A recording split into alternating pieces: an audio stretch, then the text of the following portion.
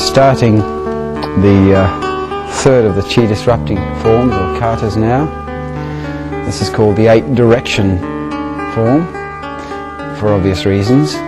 It basically, the person executing it stands in the middle and you just do things here, here, here, all around the eight directions. So basically it's assuming that you're working against a number of different people. It's mainly hands in this one.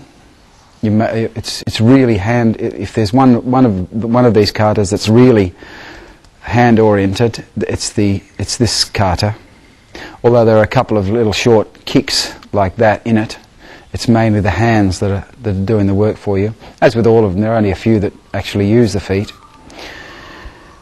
The actual chi disruptive method is the one where we just bring the hand across the face like this, and then a split second later the one knuckle punch attacks into gallbladder 3. Although you could be striking to any number of points really with that. It's just the gallbladder 3 works particularly well with that particular chi disruptive method. But it puts the body into a state of weakness for a split second. And as soon as you hit the point, you don't have to hit it as hard anymore. It's just a light tap and the person's either knocked out or dead. So obviously when we test it, we don't hit the point, and the testing's all been done on volume number 1, of course, so you can see exactly how it works there and how to test out this method. Was that a giant frog or a magpie? Chinese missile. Chinese missile. Went off track from Taiwan.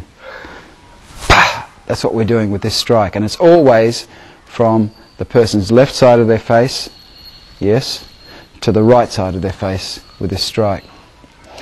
So I've never heard it done this way.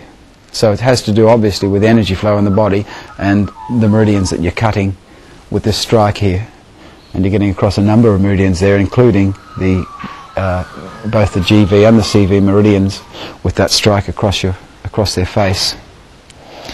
You could very easily come in and strike into the jaw here, points around the jaw here, like you could get stomach 9 or you could get stomach 5 just here. That's a brilliant knockout point just in here. It's also connected to the gallbladder anyway, so if you're striking stomach 5, you're not only getting this energy rush to the head, this qi and yang energy rush to your head, which causes a knockout anyway, you're also getting the blood pressure being dropped very, very quickly. So you're getting 2 types of knockout with the one strike when you strike into stomach 5. It's a brilliant knockout point, and a lot of people can execute it very, very easily. It's right in there. And even if you just hit it yourself, even then, just with a light touch, when you get, that's it there, you feel sort of a dizzy sensation coming over you.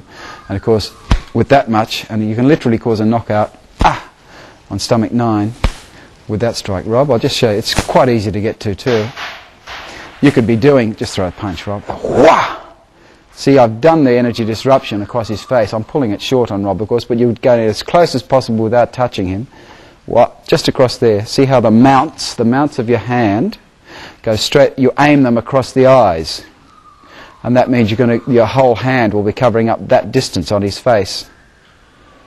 Now you can either come in here with the strike into the gallbladder, point here, gallbladder 3 with the one knuckle punch, or you can simply bring this straight in, just to the corner of the jaw there. Now in which case you wouldn't really need this.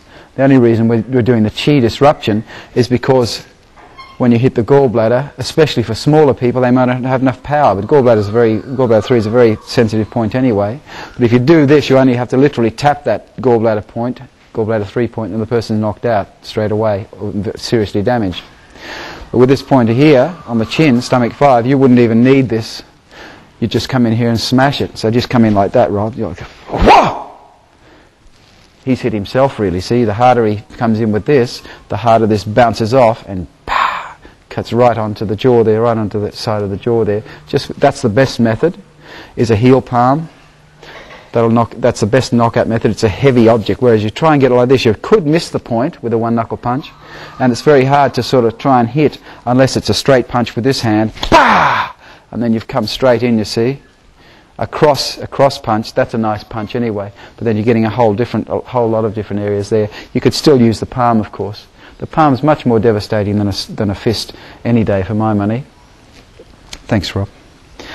So, as with the last one, we also have a little training method that we can do. It's always advisable to do these just to make sure, because in training you can say, oh yeah, I can do that. But when you get in someone really strong and they're throwing a strong punch, it's a totally different kettle of fish. And they could have enough power to disrupt you with their punch, and so you don't get in with the strike. So we have a little training method, like a Qigong method, to train in each of these Qi disruptive methods. Rob, again, thanks, mate. Again, like the other one, all your partner does is place pressure on your arms. That's all he's doing. So your partner holds his hand like that with a little bit of power in his hand like that, and I place my hand here.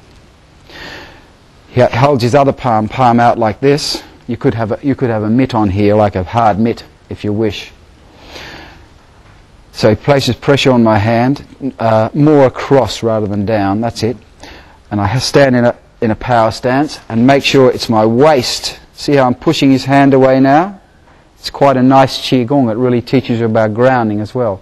If I'm floating, what's called floating, I won't be able to move his hand very easily. In fact, if he's a bigger person, I probably wouldn't be able to move his hand at all if I'm just trying to hold it. See? It's very difficult for me just to use muscles, and it's wasting my energy. So it really teaches you to sink your weight down into your left heel and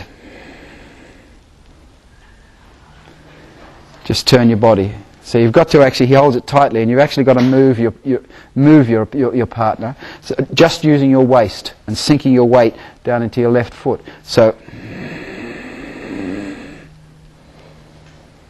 without actually moving your hand, because it's the body. See, it's the body that does the move. It's not this. You don't do any Qi disruption doing that. It's the body. And a split second later, this flicks in to that point, or onto the stomach 5 if you wish. So he has his hand placed like this. You pull it, you start pulling it. As soon as you start pulling it, see how the other hand makes contact. You can use a one knuckle punch or your palm if you wish. It makes contact with this hand. So you've still got to have in your mind that this hand is yang first, and as soon as that hand's done its job, so this hand, this hand's done its job when he starts to move. And as soon as he starts to move, then he puts pressure in this hand, and you just place the one knuckle, and so now you're getting him moving by using this hand as well as this hand. But you've got to have your mind on the Qi disruptive hand. Don't even think about this hand. This hand will just make contact regardless of what you're doing anyway, because you're whipping your body around. So when you start it, you've got to sink your weight down onto your left heel, have connectivity between your wrist and your body and your waist. Only use your waist for the power. You pull him.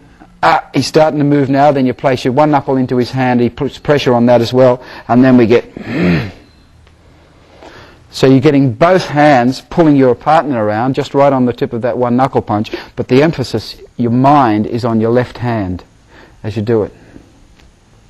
Okay, thanks, Rob. All right, we might just try a bit of that then. Thank you, Fiona. Okay, we'll carry on now with the kata, or the form. This, when I first learnt this, the first 4 of these I've known for years, so when I first learnt this many years ago, it really reminded me of Xing Yi. So it's quite obvious to me that the 3 major internal fighting arts have all come from these forms, because there's little bits of them all in it. And I guess Xing Yi has taken the bits that it wants from these katas. Baghua's taken the bits that it wants, and probably Tai Chi is called the mother of all the arts, simply because it's probably taken all of them, and in some way all of these in some shape or form are included in your Tai Chi form. But Baghua and Xing Yi seem to have taken the bits that they needed from these forms. And the first part of this kata or form is really quite a Xing Yi type of movement. In fact, it's quite